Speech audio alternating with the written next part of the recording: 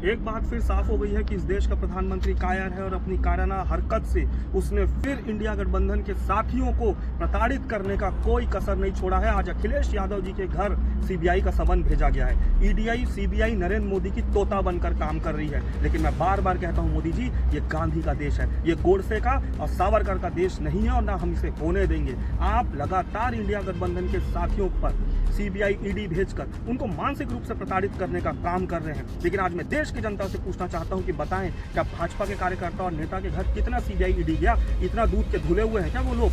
कोई चीज उनको नहीं मिल रही है, कहीं भी कोई भी ऐसे दस्तावेज नहीं मिल रहे जिससे पता चले कि हाँ इन्होंने भ्रष्टाचार किया है। लेकिन मानसिक रूप से उन्हें प्रताड़ित करना है, इसीलिए ईडी सीबीआई भेजा जा रहा है। और अगर आप अभी तुरंत बीजेपी ज्वाइन कर लेंगे तो आपका ईडी सीबीआई तो वापस चले जाएगा।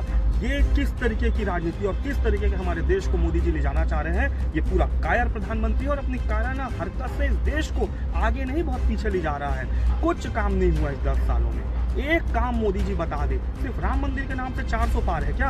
आपने महिलाओं को रोजगार दिया, किसानों को उनका हक दिया, महिलाओं को उनका सम्मान दिया। 15 लाख की बात थी, जीएसटी ने क्या किया है, नोटबंदी ने क्या किया? अरे जवाब दो ना।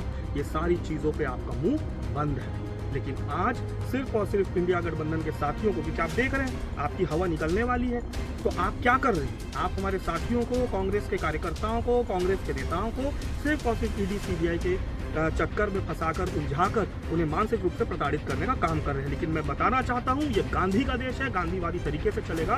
हम लड़ेंगे, संघर्ष करेंगे और आपका घमंड, अहंकार जो है ना, उसको चूर चूर इस देश की जनता करेगी। इस देश का नौजवान, इस देश की महिला, इस देश के किसान जो अपने आप को ठगा हुआ महसूस कर रहे हैं ना इन 10 सालों में, वो आपकी हालत को खराब करेंगे। और इस बार नरेंद्र मोदी आपकी 400 सीट तो नहीं आएगी प्रधानमंत्री जी, इतना तो तय है, आप सत्ता से बाहर जाने वाले हैं। क्योंकि अब ये देश की जो फिजा है ना, वो निश्चित रूप से विकास की ओर, देश बचाने की ओर, लोकतंत्र और संविधान बचाने की ओर निकल पड़ी है। और इस देश को जोड़ना है और हर एक व्यक्ति को न्याय दिलाना है। धन्यवाद।